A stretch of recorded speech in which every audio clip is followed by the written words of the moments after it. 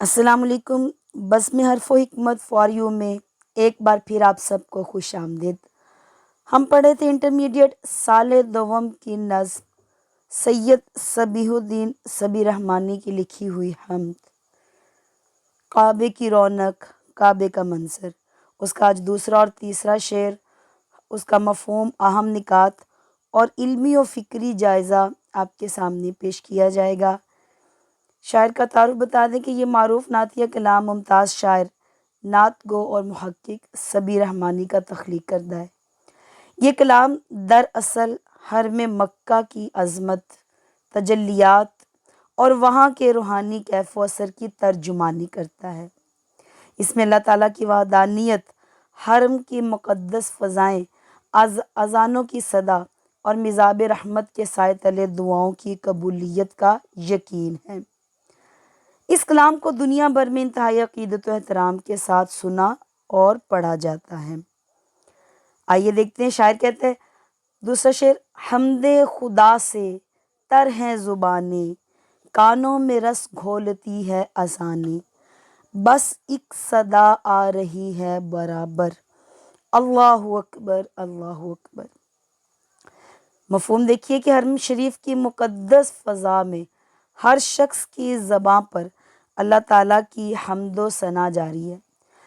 فضا میں اذانوں کی دلکش آواز کانوں میں شیرینی گھول رہی ہے اور ہر طرف سے اللہ تعالیٰ کی کبریائی کا نغمہ اللہ اکبر مسلسل گونج رہا ہے۔ شاعر نے حرم مکہ کے صوتی و حسی ماحول کی ایسی خوبصورت عکاسی کی ہے جہاں حمد، اذان اور تکبیر کی صدا مل کر ایک سراپا روحانی فضا قائم کرتی ہے جو انسان کو اللہ تعالیٰ کی یاد میں غرق کر دیتی ہے۔ اب دیکھیں یہاں پہ شاعر کہتے ہیں حمد خدا سے تر ہے زبانیں۔ زبانیں تر ہونا ایک خوبصورت محاورہ ہے جو اس بات کی علامت ہے کہ طواف کرنے والے اور زائرین بلا انقطاع اللہ تعالیٰ کا ذکر اور حمد کر رہے ہیں۔ اور حمد کیوں نہ کریں کہ قرآن پاک کا آغاز ہی اللہ تعالیٰ کی تعریف سے ہوتا ہے۔ قرآن پاک میں ارشاد ہے الحمدللہ رب العالمین، یعنی اللہ تمام تعریفیں اس ذات کے لیے جو رب العالمین ہے، جو عالمین کا رب ہے۔ اور ایک حدیث پاک میں آتا ہے اللہ اس بندے سے خوش ہوتا ہے جو کھائے اور اللہ تعالیٰ کا شکر ادا کرے۔ اس کی حمد کے بارے میں شاعر نے کیا خوب کہا ہے، ہر سانس میں ہو ذکر خدا، ہر لب پہ ہو حمد خدا، یہی ہے بندگی کا راستہ، یہی ہے اصل مدعا۔ اور ایک جگہ کہتے ہیں وہی دانا وہی بینا وہی سب کا سہارا ہے، اسی کی حمد سے روشن دلوں کا ہر کنارہ ہے۔ پھر آپ دیکھیں شاعر یہاں پہ کہتے ہیں کہ کانوں میں رس گھولتی ہے اذانیں، یعنی جب حرم پاک میں، صحن پاک میں جب اذان کی صدا بلند ہوتی ہے تو یوں محسوس ہوتا ہے کہ کانوں میں کوئی رس گھولتا ہے۔ رس گھولنے سے مراد اذان حرم کی وہ صوتی اور روحانی تاثیر ہے جو دل و دماغ کو تسکین اور سکون عطا کرتی ہے۔ یاد رکھیے اذان شعار اسلامی ہے، لوگوں کو کامیابی اور فلاح کی طرف ندا کرتی ہے۔ شاعر کہتا ہے گلوں پہ لکھتی ہوئی لا الہ الا اللہ، پہاڑوں سے اترتی اذان کی خوشبو۔ اور پھر اللہ اکبر کا مسلسل ورد اس بات کا اعلان ہے کہ کائنات میں صرف اللہ کی ذات ہے جو سب سے بڑی، سب سے برتر ہے اور تمام قدرت و اختیار اسی کے حق میں۔ یاد رکھیے گا یہ تاثراتی حمد عہد ساز شاعر صبیح الدین رحمانی صاحب کا ایسا نور پارا ہے جو اذہان کو حضوری کی کیفیت میں لے جاتا ہے اور عشق و مستی کے اجالوں سے دل کو بینائی کی دولت سے مالا مال کرتا ہے۔ تقدیسی ادب کے حوالے سے شاعر کا نام اہم شعراء کی فہرست میں شامل ہے۔ شاعر نے بارگاہ الہی میں حاضر ہونے کے مناظر کو باطنی کیفیات کی شعری مصوری کی ہے۔ شاعر کہتا ہے کہ جب اللہ اکبر کے ذریعے صنعت تکرار بڑھتا ہے تو پہلی دفعہ اللہ اکبر کہنے کے بعد جب دوسری مرتبہ اللہ اکبر ہونٹوں پر جھلملاتا ہے تو جذبات کا ایک دریا بہنے لگتا ہے۔ اقبال کے تصور خودی کے نقوش اس دریا کی موجوں میں دکھائی دیتے ہیں اور انسان اور خالق کائنات کے درمیان کے تمام فاصلے مٹنے لگتے ہیں۔ بقول اقبال، یہ کہکشاں یہ ستارے یہ نیلگوں افلاک، یہی زمانہ حاضر کی کائنات ہے کیا۔ غور کیجئے کہ شاعر نے اس حمد کا کردار میں جو ہے نا وہ ایک مجذوب ہے، جو فنا فی اللہ کے مقام پر پہنچ کر اپنے جذبات کا شعری اظہار کرتا ہے۔ وہ مجذوب جو اللہ کی محبت میں ڈوبا ہوا ہے، کہیں وہ اشکبار ہوتا ہے، جب وہ کعبے کے منظر کو دیکھتا ہے تو پھر وہ اس کو دیکھتا ہی رہ جاتا ہے، اور پھر ایک وقت ایسا آتا ہے کہ جب وہ تلاش حقیقت کے لیے مجذوب کائنات جا بجا بھٹکتا ہے، اور یہ بھٹکنا اسے ایک اذیت ناک مرحلہ ہے۔ رب کائنات کا متلاشی کسی پودے کو روندنے سے بھی ڈرتا ہے کہ یہ ذکر الہی میں مشغول ہے، کہیں اس سے مخلوق خدا پر کوئی زیادتی نہ ہو جائے۔ اور پھر آپ دیکھیں کہ وہی مجذوب اس عہد میں کئی صنم قد ذات کے اندر آباد ہے، جن کے انہدام کی بنا خود شناسی اور خدا شناسی کی منزل تک رسائی ممکن نہیں۔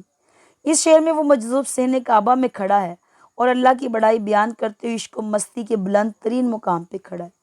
وہ مجذوب کون؟ اقبال کہتے ہیں، حیات کیا ہے خیال و نظر کی مجذوبی، خودی کی موت ہے اندیشہ گو نہ گو۔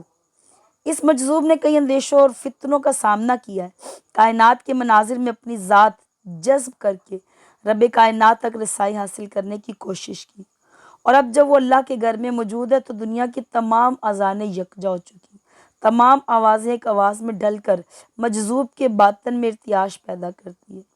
بس ایک صدا کا برابر سنائی دینا اس بات کی غمازی ہے کہ مجذوب فنا فی اللہ کی منزل پر ہے اور ہر زبان ذکر الہی سے تر ہے۔ جہاں سب ہم خیال ہو وہیں اپنی دریافت مشکل ہوتی ہے، تو وہ مجذوب اللہ کے جلووں میں گم ہے اور اس کے جسم توحید کی اجالوں میں ڈھل چکا ہے اور روحیں اللہ سے ہم کلام ہے۔ یاد رکھیے شعر کے اندر فنی خوبیاں کون سی پائی جاتی ہے؟ پہلی ہے صنعت میرات النظیر اس شعر کے اندر، اور دوسری ہے تکرار لفظی، خوبصورت انداز میں تکرار کیا گیا ہے۔ دوسرا شعر جس میں شاعر کہتا ہے، مانگی ہیں میں نے جتنی دعائیں منظور ہوں گی مقبول ہوں گی، میزاب رحمت ہے میرے سر پر، اللہ اکبر اللہ اکبر۔ مفہوم سن لیجیے، شاعر کہتا ہے میں نے خانہ کعبہ میں میزاب رحمت جو کعبے کے پرنالے کے سائے تلے جتنی بھی التجائیں اور دعائیں کی ہیں، مجھے کامل یقین ہے کہ وہ اللہ کے دربار میں ضرور شرف قبولیت حاصل کریں گی، کیونکہ میں رحمت الہی کے سائے تلے کھڑا ہوا ہوں۔ یاد رکھیے دعاؤں کی قبولیت پر شاعر کا کامل ایمان اور حسن زن اللہ تعالیٰ پر جو ہے یقین کا اظہار ہے کہ اللہ تعالیٰ اپنے بندے کی دعا رد نہیں فرماتا۔ اللہ خود قرآن پاک میں ارشاد فرماتا ہے، ادعونی استجب لکم، مجھ سے مانگو میں تمہاری دعائیں قبول کروں گا، اور حدیث پاک میں ہے دعا مومن کا ہتھیار ہے، اور شاعر کہتا ہے کوئی چارہ نہیں دعا کے سوا، کوئی سنتا نہیں خدا کے سوا۔ دوسرا اہم نقطہ جو اس شعر کے اندر پایا جاتا ہے وہ ہے کہ میں مزاب رحمت کے تلے جو ہے وہ کھڑا ہوا ہوں، یعنی مانگی ہے میں نے جتنی دعائیں منظور ہوں گی وہ مقبول ہوں گی، کیونکہ مزاب رحمت تلے میں کھڑا ہوا ہوں۔ اب مزاب رحمت کیا ہے؟ خانہ کعبہ کا سونا جڑا ہوا پرنالہ ہے، اور قبولیت دعا کا خاص مقام ہے جہاں کھڑے ہو کر مانگی گئی دعا کی خاص اہمیت ہے۔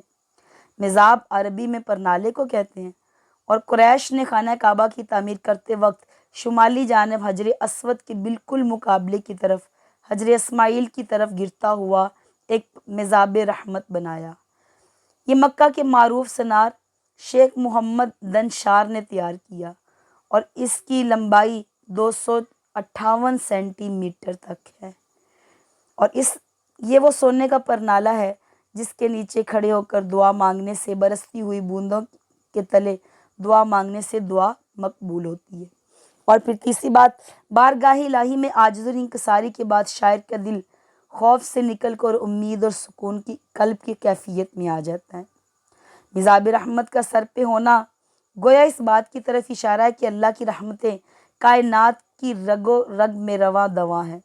اسے خبر ہے، اس مجذوب کو خبر ہے کہ جب کوئی بھکاری کسی کے دروازے پر دستک دے تو مالکان اس کا حلیہ نہیں دیکھتا، اس کا شجرہ نہیں دیکھا جاتا، اس کی نیکیوں کی فائلیں نہیں کھلوائی جاتی، اس کے گناہوں کے دفتر سے ریکارڈ نہیں منگوایا جاتا، اسے گناہوں کی وجہ سے دھتکارا نہیں جاتا، بلکہ کچھ نہ کچھ اسے عطا کر دیا ہی جاتا ہے۔ حفیظ طائب کہتے ہیں جو دعا بھی مانگی گئی یہاں وہ قبولیت کا شرف ملی، یہاں جو بھی آیا سوال بن کے وہ کرم کا شاہکار بن گیا۔ اور مظفر وارثی کہتے ہیں میں ہاتھ اٹھاتا ہوں تو آتی ہے ندا یہ، ہم تیرے ہیں تو مانگ تجھے کیا چاہیے ہے۔ اور اس شعر میں حضور قلب پائی جاتی ہے۔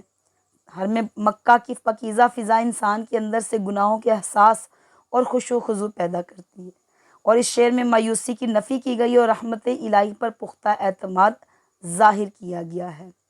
دیکھا جائے تو ان دونوں اشعار میں ہمیں عقیدہ توحید کی پختگی، مثبت فکر اور امید اور اتحاد امت کا بیان ملتا ہے۔ اور یہ بھی یاد رہے کہ شعر میں فنی خوبی کون سی ہے، تو یاد رکھیں یہ کلام بحر متدارک یعنی مقتضب کی دلکش اور ترنم ریز لہروں میں لکھا گیا ہے، اور اس کی جو قافیہ ہے، زبانیں، اذانیں، دعائیں انتہائی خوبصورت ہے، اور اس کے علاوہ اس میں صوتی آہنگ اور سادگی اور سلاست بھی پائی جاتی ہے۔ یہ دونوں اشعار اسلامی شاعر عظمت حرم اور مقام قبولیت کی بہترین تصویر کشی کرتے ہیں۔ فکری لحاظ سے اس میں توحید، خشوع اور دعاؤں پر یقین کامل کا درس ملتا ہے، اور فنی نقطہ نظر سے سبی رحمانی کا یہ کلام ترنم، سادگی اور اثر انگیزی کا شاہکار ہے۔ اس دعا کے ساتھ کہ اللہ تعالیٰ ہم سب کو آسانیاں تقسیم کرنے کی توفیق مرحمت فرمائے۔ شکریہ۔